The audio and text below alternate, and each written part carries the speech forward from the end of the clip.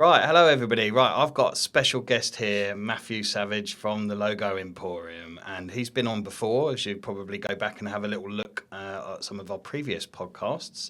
We're going to have a bit of a catch up with Matt, but we're going to have a bit of a special podcast today. We're going to talk a little bit about something that most business owners struggle with, a little bit of burnout, maybe juggling too many things, spinning too many plates, that kind of stuff. So first of all, we'll have a little recap since our last little podcast, and I haven't seen Matt for a while either, so it'll be a nice little catch up for you. Hopefully be interesting to everybody. So what have we been up to since we last spoke on the old podcast? Morning, mate. Yeah, it's been about a year, isn't it? I think. Yeah. About a good time. So obviously we had a little chat about things that we could do and to progress the business, and we've done that. We've got our new printer in, which has massively boosted production a lot quicker, state of the art, quite new for our industry as well, which is brilliant. And we spoke about more staff and how we can grow to that. And yeah, we've taken on 2 new members of staff since then.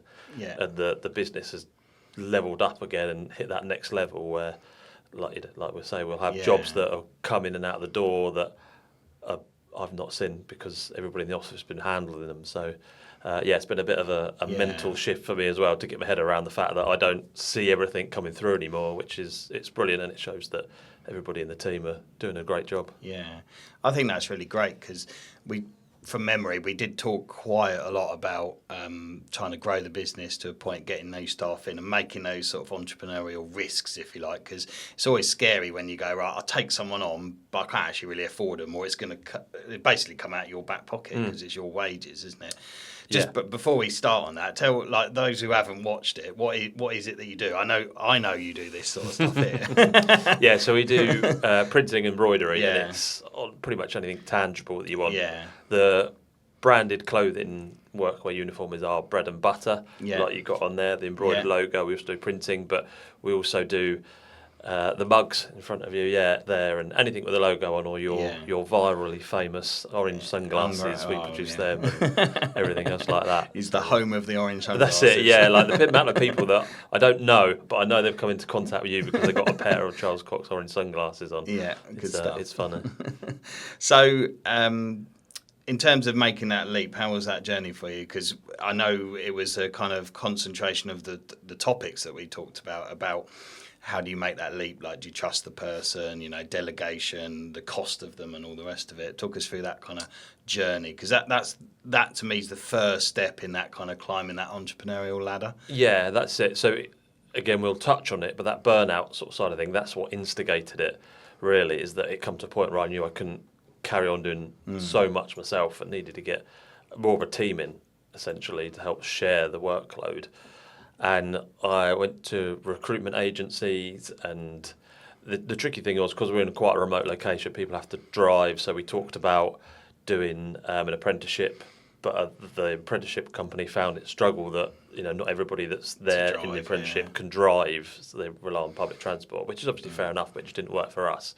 So in the end, actually, I just recruited out of people that I knew. I did put an advert out, but then we had various people, kind of that first, second sort of layer of friends contact me, I know somebody, or I'm up for that, and things like that. So it's good because I knew that I could train whoever into doing it. Yeah. It just needed to have the right personality and the right characteristics to be able to train to it. So like we said, there's loads of different ways of recruiting and finding people, but I found for the role that we needed, we'll need to trust the person and know their personality, and then I can train them and everything else. And that's where we are. That's where we went with it.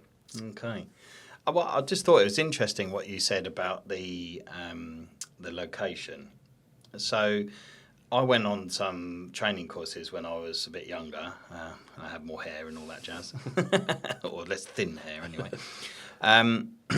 And it was interesting because I learned something that didn't really occur to me about that sort of scenario where, obviously, if you want to attract those apprentices, your remote location is a hurdle for them to get over.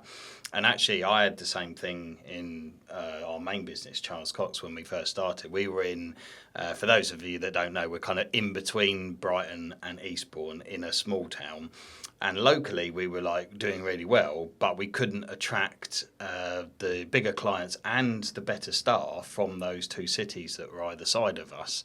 And it's quite difficult to attract people to a place where, A, the wages are a bit lower because it's not in a major city, but also they've got to travel to work, whereas in a city, they've probably become immune to the fact that there's no point in owning a car, or parking's a pain, and they kind of adapted to that lifestyle. So to then say, like, you've got to sit in a car for, half hour, 40 minutes every day coming to a fairly remote location, in their mind, did actually kind of hold us back a little bit. So I suppose, like, a piece of advice or for the next 3 years is to, as you might outgrow your current premises, I don't know if you've kind of got that on your radar of like another location, because that will, if you need a batch of apprentices, or even just people that aren't apprentices, people like your typical kind of person that wants to only work like school hour type things because they've got childcare needs, they tend to want to work very locally. Yeah, no, 100%. Like you say, you often think of your location for your incoming sales and things, but I think people don't appreciate till you're in that situation actually what your location do for your staff members and your team. Like I say, and so people do live in cities or big towns. They're so accustomed to just having a walking distance thing, or walking to the train station or the bus if they do have to travel. But if there's no transport links, I mean, there's none to where we are. You solely, you're cutting down that pool, to people that have their own car and can drive. Yeah, I mean, where we were was near opposite a bus stop, which comes straight from central Brighton or Eastbourne, and on a train line, which straight from Brighton, but there's one change if you came from Eastbourne, but it still wasn't enough because people just couldn't be bothered to sit on that, and the cost of it as well. If you're like earning the same you can earn in Brighton, or maybe less because it's not in a major city and commanding a slightly higher wage. Then that was a problem. So I don't know what your kind of capacity's like. I don't know if you kind of work that out, like when the point will come where you go, in order to make the next leap up, we're going to need somewhere bigger for printers and the rest of it and so on. Yeah, we've modified the current building. So obviously we've took down a wall to get the new printer in because it's quite big. I say new, I've had it almost a year now. It's the newest printer. We've adapted where we are, and then we've shifted around desks and stuff like that. But I don't know, you're always thinking, I'd just like it nicer, like purpose-built, a bit like this, just actual purpose-built areas. Because at the moment, we have, office space with a bit of production space, and then we've got the full production space. But it works. Need like a big factory or something, like that sort of thing at the back of Eastbourne or something. Yeah, that's it. It's like the ideal thing would be just a big open canvas that you can just make into what you want. Yeah, and I presume, ideally, you would look to purchase that if you can do. It's always it's a good commercial asset to have as a backup. 100%. Like when I'm driving back from BNI, there's a plot that's been up. There used to be a little chef, and then there's a car dealership, and it just sat there. And I actually phoned up and inquired about how much they wanted and things like that. But we couldn't compete with the mortgage on it or putting an offer in compared to a developer that's already looking to put 6 units on there, 6 smaller units. It's a perceived value. If you get like a little chef or something and they can build like 6 houses, the site itself is worth a lot more than perhaps the building that's there. I would probably say looking like Lockbridge Drove Industrial Estate, those kind of units there where you can buy like a freehold unit in a bunch of other warehouses or something might be a good avenue to go down. Sign up for all the letting the commercial agents, their kind of things like that, and leaflet drop as well. Some landlords just get burnt out by it, and then they're like, "Oh, I didn't realise it's been empty for ages," and then they pick up your leaflet, going, "I'm interested in it." You can deal directly with them. It's often a lot better than having the agent, because the agent's role is to make sure they get market value and they get their high commission. Of course, So, like a lot of our deals are directly with the owner, where we go, look, you probably get more if you stick it on Rightmove or whoever with an agent, but it might sit there for a while as well, Yeah. because they'll want top dollar for it, and therefore, you know, you've got to get Make the right that person. Yeah, Whereas the timing as well. what we're offering is there's no commission to the agent, and we can deal with it straight away between us, and that's it. You don't need them. Yeah.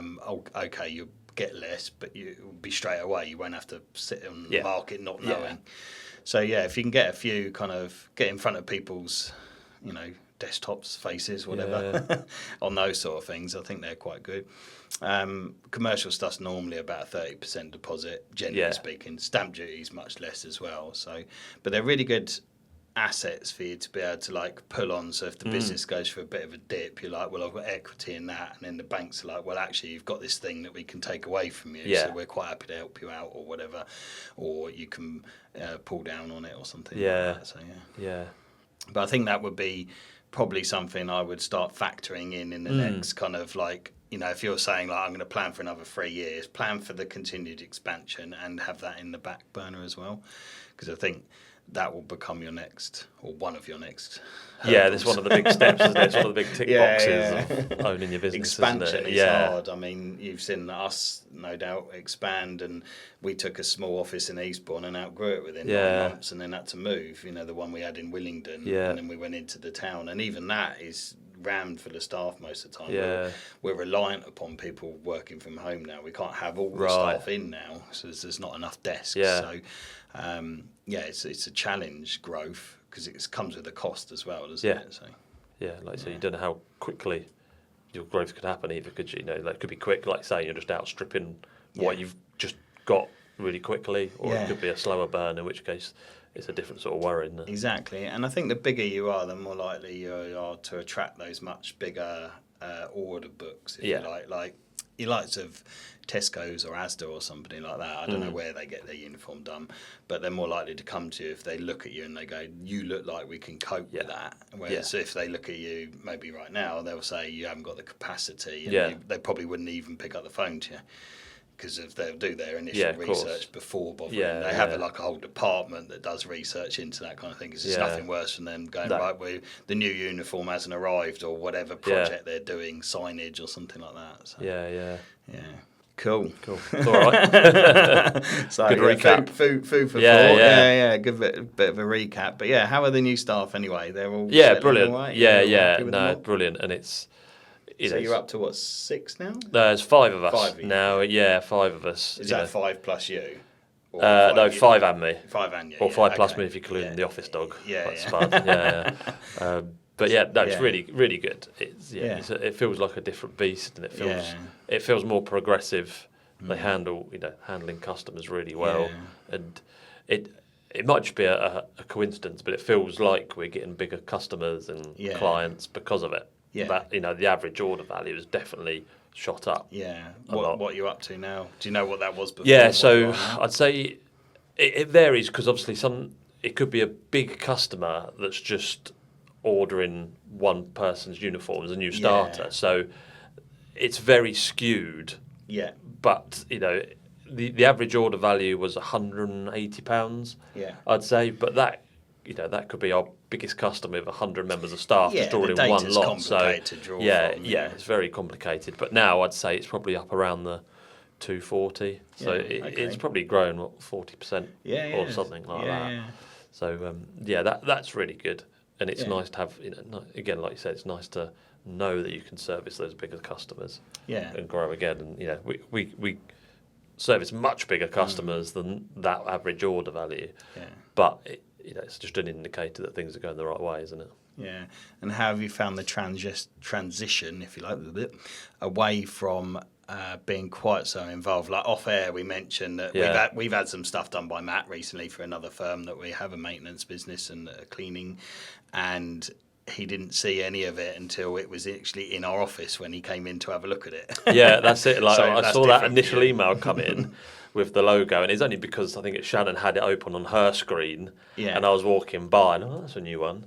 Didn't really realise it was from you guys either, because obviously a different logo, different branding, and then that was it. And then I only realised the job was done, which sounds terrible, until I came in and saw it on the side, the actual polo shots on the side. But It sounds but you terrible. say it sounds terrible, but I think that was the goal, wasn't it? Yeah, well, that's it. In a weird way. Yeah, it shows that everything's working and the systems and the processes that I put in before are working. So it's a bit like, those analogies are like a football referee or, the centre-back, that they're doing their job when you don't really notice them. Yeah. And that's the thing. When I see orders going in and out and I don't notice them, then that the team's working and the processes are working. Whereas before, like I say, I'd have at least a handle point on every single job that came through, whether it was replying to an email or getting a logo set up, running the prints or doing it. So, but now quite a lot of jobs I don't even see. So it's a bit of a pleasant surprise. And it's just a mind shift, isn't it? Like that mindset of being able to let and go. Those sort of moments, they're like in a eureka moment, aren't they? Where you're suddenly like, oh, actually, it is working because I see it tangible in front of me. Yeah. Seeing those tops on the side there. Yeah, that's it. And I always have to mentally avoid asking the questions that are almost, I suppose, a bit like, I don't want to say nagging, but, how's that job going and stuff like that, like knowing that inside I really want to make sure that everything's going smoothly for the customer, but at the same time having to purposely think, no, everybody's got it under control. Yeah. It's all working fine. So it's that letting go thing, isn't it? Yeah, definitely. And I suppose the letting go thing enables you to do other things. So what are you doing with your newfound time? Yeah. Well, I thought I'd be playing golf loads and cricket loads. No, actually, it's not like worked out like that at all. It's doing stuff like this, more networking. We signed up to Chamber of Commerce's and things like that. So I had a chat with Shannon yesterday that we had like a bit of a rough day because customers were changing, moving the goalposts and the deadlines and the artworks and things like that. And it felt like all of us were really absorbed into doing this particular job. And I thought, I felt like that's a really bad day for me personally. It wasn't because everything was resolved and working normally, but every day I like to do something that improves the business. Yeah. Not just like the processing of orders, but whether it's doing a email marketing shot or improving a system or arranging or doing a meet or something every day that's just that little 1% to improve the business. That's where I see my definitely. role now. I think your role is business development manager, whatever you want to call that kind of thing. You are the ambassador, the marketeer for your business and the face of it, essentially. So you jump in on the machines, which are fairly large, I assume. I've seen some of your older stuff. So that sort of thing is what you want to avoid, isn't it? And I know some days you get dragged into it, and as you get bigger and more staff, those days will be few and far between. Yeah. And there will come a time where you're like, you can drag me in, but I don't actually know how you switch the machine on anymore because that's someone else's job now. I know, like we talked about James Sinclair and stuff, but he often mentions he's never done a VAT return and never locked up a store or anything at all, because he's just got to that point where it's like, well, if the store, something's gone wrong in the system and therefore there's a fallback because there's a manager of all the sites to come and open the store or close it down. It's not really my job to do that and leap into it because I've got other much more non-urgent but important tasks to do because you're steering the ship essentially. Yeah, that is it, isn't it? Yeah, just a different role. Yeah. Managed to take some of those hats. I remember like on your presentation with different hats, like just trying to taking some of those hats off, then perhaps other hats are just bigger. Yes, exactly. Yeah. They become bigger and more important, but less contributing to the mechanics of the building. Yeah, the day-to-day.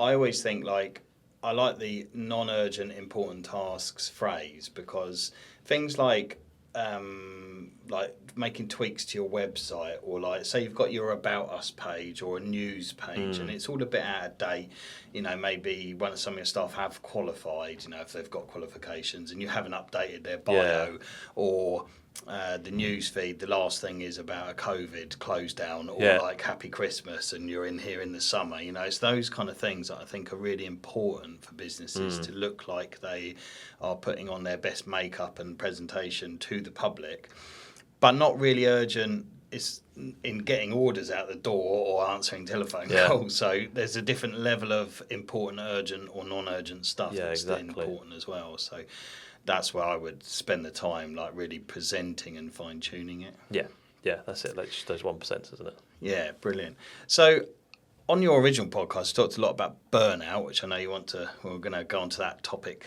and have a quick chat about that. So some of this journey for you was because you were being burnt out, and maybe put some things in place to avoid that, which obviously you're moving towards. So that journey, what maybe do a bit of a recap, like how much burnout you were suffering with, and then luckily I didn't get. I think first things first, I'm no expert. You know, I'm not a psychologist. I've got no degrees in it. It's more just but it's like your feeling, and I think people will connect with that because they're like, I don't know if I'm burnt out or not, or is this normal? Am I working too hard? And to some degree, that's a very personal question. Yeah, that's the thing, and I think that's why I wanted to express it, because I think a lot of people don't, you can read about it and see psychologists talking about it, but actually talking to people that have been there. And I mean, luckily, I don't think I got to the point where I completely burnt out. I could feel myself burning out. That candle. my leg was on fire, but I could put it out. That's it. Yeah, I could still, get the fire extinguisher. I knew it was burning, but I could put it out. I never reached that point, luckily. But I think it's because probably just prior to that, I'd been, watching reels and reading books and podcasts and things like that. So I feel like I had some tools to identify it and ways to manage it. Like you said, people read the E-Myth and Habits and all those big business books for business owners, how to give them tools to run their business, but perhaps people haven't got the toolkit to actually handle all those hats you have to wear, all the pressures and things like that. So that's why I think it's important that people just look into it a little bit, and try to manage it, because there are a lot of ways of doing it, but it's just like our mutual friend, like Laura King, I saw on LinkedIn, she put on there, I think it was last week or somewhere, about, took an hour out of the office to actually go walk along the seafront. And I commented underneath, it's funny that it's so unnatural for a lot of people to take that time out to themselves, out of their busy headspace and mental load and what's going on. It's so unnatural you have to force yourself actually to take a bit of time for yourself, and how unnatural it is. And the thing that got me was the real penny dropping was I'd order a coffee in a coffee shop, and the first thing I'd do is get my phone out, knowing that I've got 4 or 5 minutes till this coffee's made. I'd get my phone out and check emails and reply to all the messages that I couldn't do on WhatsApp and things like that. Whereas now, just one of the tools in the toolkit is actually just to not do that and just observe your surroundings and just think to yourself and things like that. Otherwise, you're always just bombarded with different things that just pile on you. Definitely, and I think it's key for people to understand what is burnout for them as well. So for me, for instance, I probably would feel more anxious if I didn't check my phone in that queue, because I'd be like, this is the time where I can reply to the WhatsApp messages.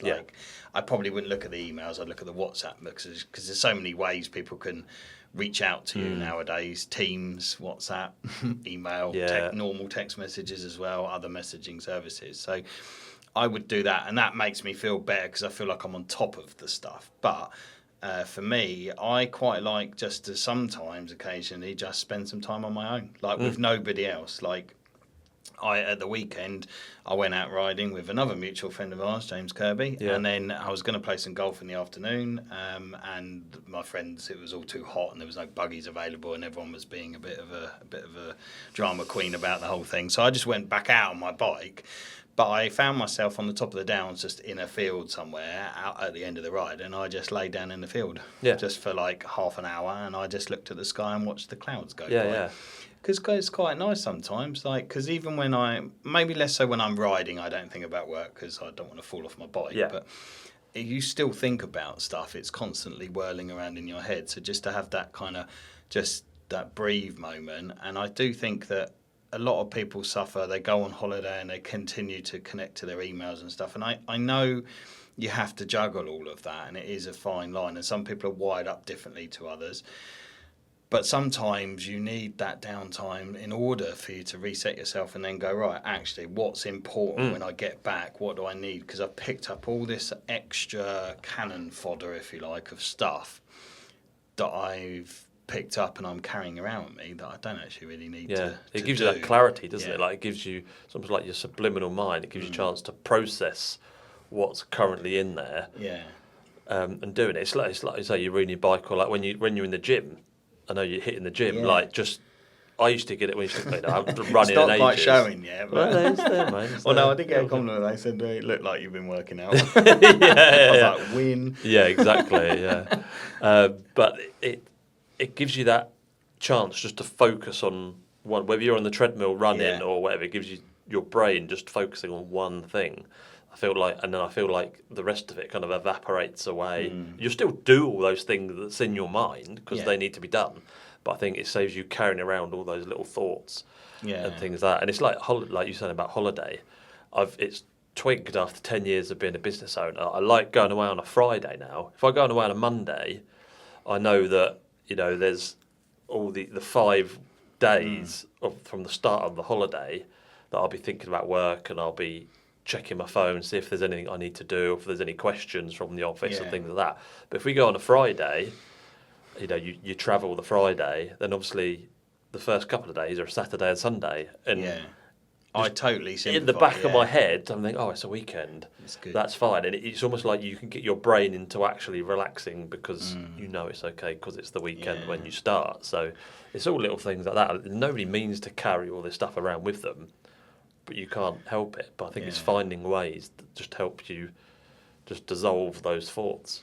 Yeah, definitely. I really agree with that Friday thing and it being the weekend, because Monday to Friday holidays for me are actually a bit of a pain, because I feel like it's not long enough for me to like do a proper prep for it. Yeah. And people can still reach out to me, but and we're open during that time. Yeah. So that's quite, I find those ones harder than the ones that are even a week long or maybe over the weekend. And one of the things I have noticed, like when I travel, like for anybody that like goes a bit further, like long haul travel, I loved Japan. I went there. I loved the place more than I probably loved America. But what I loved about America, from a work perspective, was the time difference, because it's most of the time it's open. We're open here when I'm asleep in America, so I'm not exposed to all of the stuff coming in and live. It's all condensed into like an hour in the morning over a coffee, as opposed to kind of as it comes in drip feed. In Japan, it's 9 o'clock here, at dinner time there. So we'd sit down with the kids to have something to eat, and all the messages would start flying in from the office. And then you'll have a really late night because it's just going to carry on like that. And it would kind of really disturb that. So I'm not saying that people can't switch off or whatever, but for me personally, where I switch off on my main email, but I run like WhatsApp and personal just for emergencies. But the emergencies become less urgent as the holiday goes on, because people need stuff, they need instruction and things like that. And I don't mind that, but I just felt that in Japan it was very much like between 5 and 11 when we go to bed, there was like, a text, and then 10 minutes later another text, and the rest of it. Whereas in America, because of the time difference the other way, I'd wake up in the morning, have 30 texts, and then I'd just be able to smash them all out. And actually some of them had self-resolved in the mere fact I hadn't replied to them, so they'd made a decision and moved on.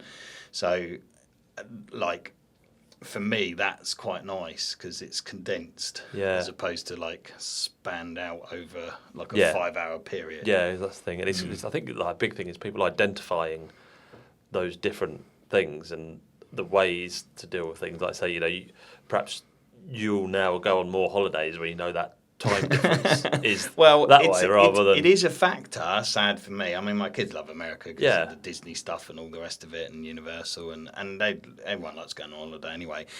I love Japan for the culture, but that bit of it was like an annoyance to me. It's not Japan's fault. It's no one's fault. It's just the way it is for me, for where we live in the world. The time difference itself would trigger that. So it's very similar to your like going away on a Monday to Friday to a Saturday. It's just nice to have that kind of time where that you're not open. It's okay to check out for a bit. Exactly. Yeah. I think it's just a real learning curve. It was a learning curve for me, but I think a learning curve for people. I think it's important that people just look at it. It's that. It's It's. I think it's just getting that mind change. Love only falls on horses, and it's it's that Del Boy, sleeping's for wimps, or like always got his file of facts out, and I know, and it's really deals, easy to compare yourself to other people as well, which you shouldn't do because, you know, like I am fairly capable of spinning lots of plates at once, and I don't tend to get too burnt out from it. But I'm much better now at recognising the plates that I don't want to spin anymore, where I'm like, do you know what, that's taking up a lot of my time and producing not a lot. Whereas before I would just continue to just spin it anyway because it's bound to do something, and I don't know how you stop spinning it at the moment, so I'll just leave that there spinning in the corner and come back to it every now and give it a spin. And you can probably do that because you've unconsciously trained yourself to be able to do that, you know, like just adding one more plate on probably isn't that hard, and then you get used to that, and adding another plate on isn't that hard. You know? If you got your 7-year-old self to do that, you would just explode, wouldn't you? But you build up those tolerances to the stress, which is dangerous. Definitely, and I think that's what I did personally, or would sometimes do. I would have like 10 spinning plates, and people would be like, I have no idea how you're not burnt out, or how you can do all of that. And I'd be like, well, I've got really good systems in place. And then it only takes one of the systems not to work properly in conjunction with another system not working properly, and then all of a sudden you're like, actually, I am getting burnt out now. So you need to make sure that you've always got that fallback for that. I mean, I know some of the people that I've sort of promoted in this firm in order to kind of assist me and protect me from that kind of level of burnout. And it is a constant adjustment. It's a roller coaster. 1 minute the plate stops spinning, and then someone's put a different plate on it, and then it's like not really spinning properly, and then something over here is going wrong. So I don't mind that. I've kind of been wired up that way to deal with that, but I am human, and I do need to lay down in that field and look at the clouds every now and then. Well, that's one of your ways of doing it. I think that's what people need to do. I just think it's nice, like, just to breathe. I mean, you know, Mike from Ram Construction, he does breathing techniques sometimes. Breathe in, breathe out, and just takes a moment. Your Apple Watch reminds you on a daily basis to stop doing stuff, or other watches available, I'm sure. Samsung probably make one. There really is only Apple, but yeah, they remind you to like stand up, breathe, and all that kind of stuff. So but there's lots of tools there, but you have to find what works for yourself, really, I think. And I think people almost wear it as a badge of honour, don't they? That they've got loads on and they're busy, and I think it's important. Just because you're not busy in that moment. Being busy doing the right things is better than just being a busy fool. Being busy for the sake of it. And I have suffered with being a busy fool in the past,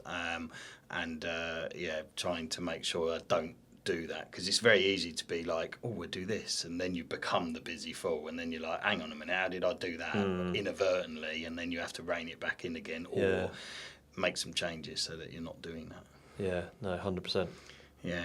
So burnout, much better now then? That journey must have been quite like realising your leg was on fire, and then that emotion of like, oh, I've got to employ somebody or more people so that my leg's not on fire anymore.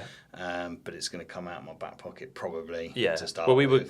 we were going, after our last chat, we were going down that route, but just realising that, I can't carry on going that way. I don't say it forced the hand, but it made it happen, because we have lots of ideas as business owners, all different things, but it's just actually implementing that idea and the feeling of not coping or starting not to cope, because it affects everything else in your life, family and everything. I don't think anybody outside of the business, it didn't affect them or the customers and the orders, but I could tell inside from what I can see it was that way. So So it what's made the next things step then? Go quicker.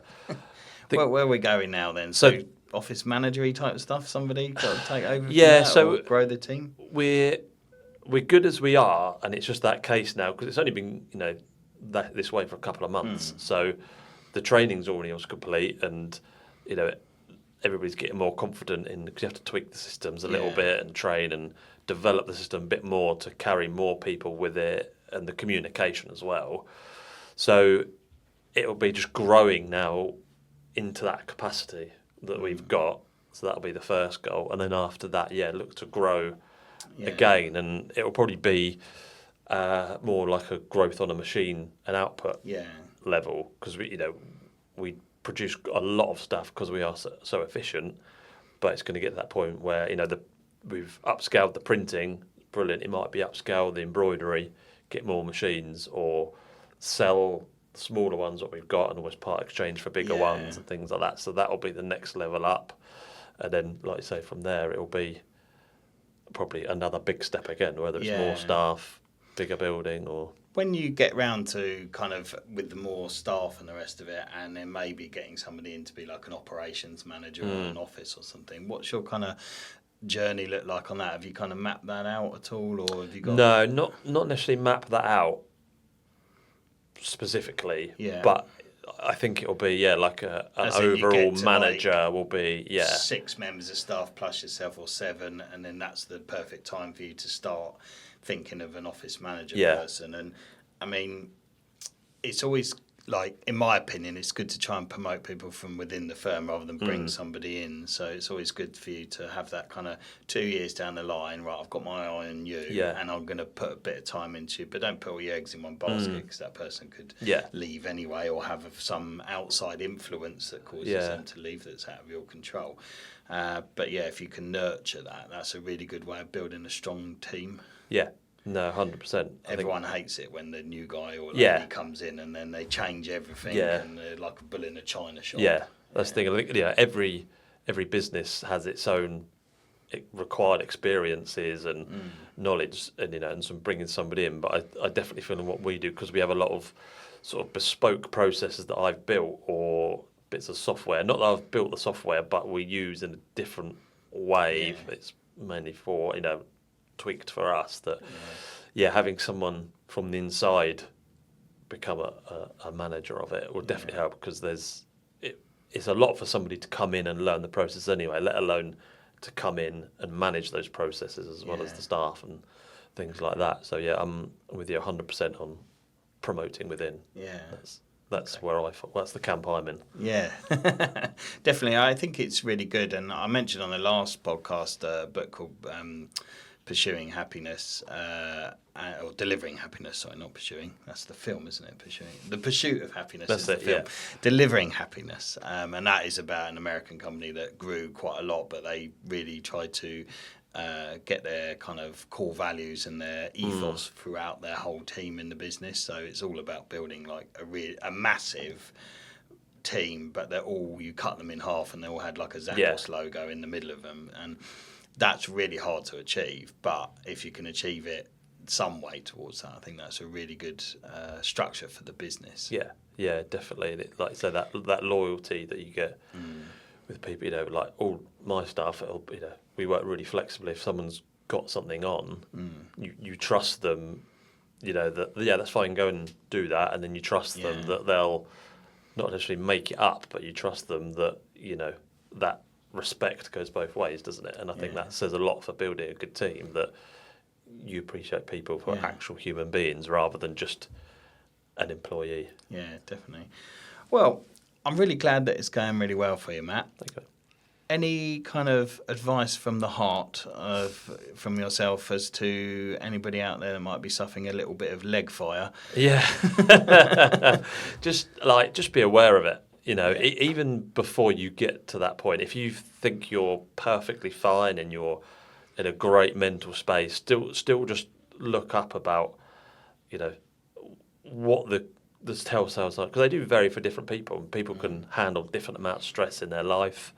But just always try and be conscious, actually, how are you coping? And you can always ask the people around you that you spend a lot of time with, because they'll be going, no, well, no, she's been a bit funny recently. But just be aware that even Superman's going to have, or Superwoman's going to have some sort of underlying pressure that could just tip them over the edge, and that burning leg could quite easily turn into a whole body body burnout. So just be aware of it, and just give yourself the tools. Yeah, and I think that that making that leap as well. So you come a time where you're sacrificing your own wage or possible growth of business, or you're not sure to employ people to then have this dream over here. And I always think, if you don't believe in yourself, then who are you? You can't believe in anything then, really. If you think it's going to work, you've done all the numbers, and you're like, do you know what, I'm going to employ Dave in accounts or Susan in admin or whatever it might be, and they're going to come in, and within 3 months I'm going to be back where I was because I'm going to make that work and grow that. But for 3 months, it means that we probably won't be able to go on any family holidays, or our savings are depleted, or the business might actually make a loss for 3 months till it makes a profit. But we can sustain all of that because I've done those numbers.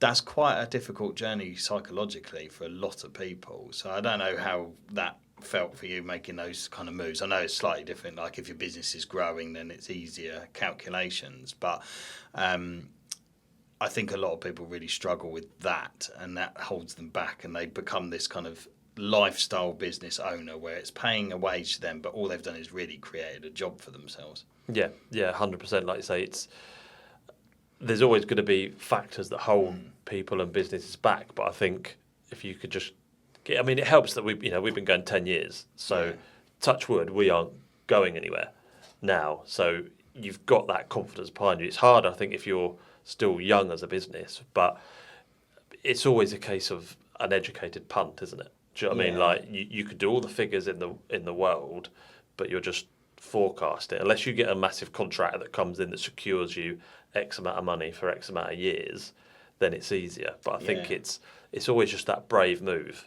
Yeah. Like I think that's the difference between some people that just build themselves a job, which essentially is where we've been. I've built myself a job and had team to go with it, but now it feels like we've actually become a real good enterprise. Because when the day comes when you want to retire, you can't sell a job. They're very hard, because anybody coming to buy your business is like, well, we have to replace you because you're running it. We're not buying you. So if you've got a manager in there or an operations person, they're buying a business that's running itself and isn't really that reliant on you being around. Yeah, that's exactly it, isn't it? Yes, you're the face of it and people know you and the rest of it, but actually the operational side of it is taken care of. So it now becomes like, who's going to be the face of the business driving it forward? Will it be this company that's come in and bought it? I think there's a lot of personal brand within a business, isn't there? And that's part of what I want to relinquish some of that, not to take workload off of me, but I think it becomes dangerous if one person becomes the face of a company, of a brand. Yeah. In my eyes, what I want to do is I want to bring the whole team in, grow their personal brands with it, if that makes sense. So any member of staff, they could be known as their friends. Oh, they work for such and such. Do you know what I mean? Like, make them part of that brand as well, the whole team. Yeah, definitely. I mean, we tried that a little bit here to get the staff involved with some of the shorts and podcasts and bits and bobs, so they feel like they're part of a system and they're contributing to stuff. So and a bit of a face of it. Some of them are camera shy. You always get that. You'll never get them on, but some of them are quite confident in front of the camera and very good at it. So it's worth doing, and it gives them a sense of ownership of that as well. Yeah, definitely.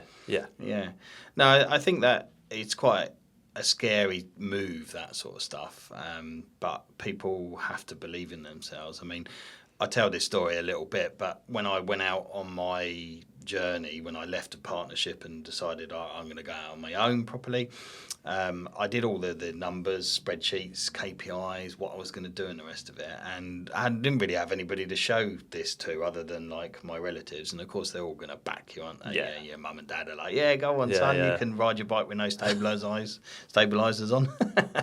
But I actually went to my accountant, because I thought, actually, he's the most unbiased person here, and he's just going to tell me as it is. Cause binary, black and white. That's what his job was. And he took a few looks at some of the pages and just looked at me and just went, I don't know what you're worrying about. I know you'll make it work. And I was like, have you looked at any of the figures? He's like, I don't need to. I just know that you will make it work because that's what you do. And I was like, weirdly, in a way, I was kind of what I needed, actually. I didn't actually need you to say the numbers worked, because I can do maths as much as he can do maths, but I needed somebody that wasn't connecting me just to say, what are you worried about? Yeah. Just do it. Otherwise, you'll never do it, and then you'll worry about it and the rest of it. So even that sort of stuff is really confidence inspiring, I think. It was the icing on the cake, I suppose. I kind of already made my decision, but I sometimes wanted some rubber stamp or something from somebody that wasn't related to me or had no real idea what I wanted to do. I went to him, and because I had sources of income from somewhere else, so I'd used him as my accountant, and I was like, this is what I'm thinking of doing. I'm going to set my own business up, and it's going to be like this, and I've got these sources of income. And he just sort of, I don't know why you're worrying about it. You'll make it work. Yeah, like I said, they're going to have loads of experience, aren't they? So they could probably see the numbers are roughly He probably right. worked with hundreds of people like me, and was just like, I don't know, you kind of people are cut from a funny cloth, and it will just work, because I know you'll make it work. And if it doesn't, you'll probably sell whatever you've got to some other firm and rejoin somewhere else. So I don't know what you're worried about. You might as well give it a go. You clearly want to give it a go, but you want someone to rubber stamp this. And so I'll rubber stamp it then. Yeah, and then you're out ready to go for it. Yeah, so that's different to your parents or your brother, sister, relatives or whatever giving you the rubber stamp, isn't it? It's 100%. Not quite the same, because their love is unconditional. That's it, very rose tinted, aren't they? Yes, definitely. Super. Well, I hope everybody took something away from that. I think that's really useful stuff, and I'm really glad that it's going well, and you're kind of on that sort of trajectory towards business owner rather than being sort of stuck in it. And the burnout is sort of under control. You put the leg fire out.